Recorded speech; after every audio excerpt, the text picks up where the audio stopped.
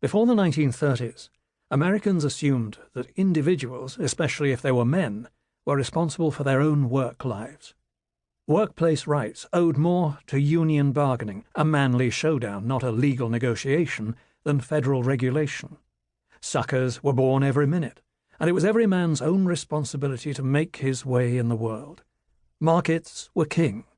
Popular faith in markets reached a crescendo during the heady days of the 1920s, when it appeared that the economy would continue to grow without bound. Contemporaries called it a new era, when the recessions of the past would never happen again. A new kind of corporation, pioneered by General Motors, showed how a modern firm could be run and deliver truly innovative products. Industrial peace had been achieved, it seemed, through rising wages, not through Russian-style revolution. Exciting new products, based on the proliferation of urban electricity, could be found everywhere those cables traced out their power. The stock market went up, up, up.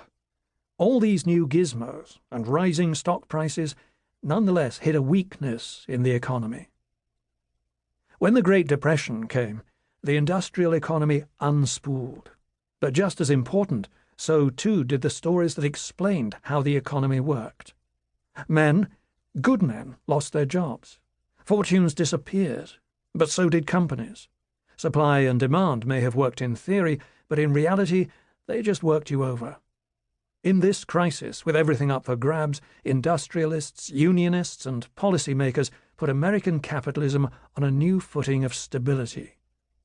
If the 1920s made the corporation more productive, then the 1930s, through the machinations of labor leaders, clever policymakers, and bureaucratic entrepreneurs, brought that productivity to the rest of America.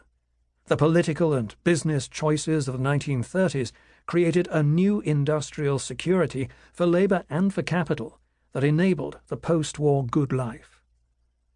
In the process of this reinvention of the industrial corporation came new kinds of work: legal industrial unionists, management consultants, certified public accountants, and temporary foreign farmhands. As the corporation remade industrial capitalism, it pulled in its wake a whole host of new ways of working. The invention of the modern corporation. Historians of the corporation traditionally look to the railroad as the birthplace of its bureaucracy, but the growth of the corporate bureaucracy didn't really take off until the 20th century, when manufacturing, with the cars and chemicals it created, became much more complex. Like railroads, the new manufacturing corporations required precise coordination over time and space, or engines exploded. These new entities required a level of complexity that one person, or even a small group of people, could not oversee by themselves.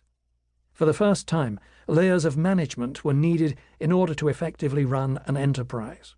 As American capitalism transitioned from simply moving wood and grain to creating steel and cars, the necessity for coordination grew in all big companies that used the railroads.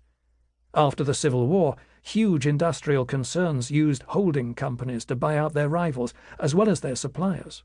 Steel magnate Andrew Carnegie bought into Henry Frick's business not because Frick made steel, but because he supplied the coal to run Carnegie's plants.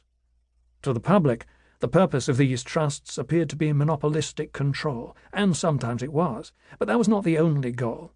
For the industrialists, it was just as often about guaranteeing necessary supplies. Markets could not be trusted.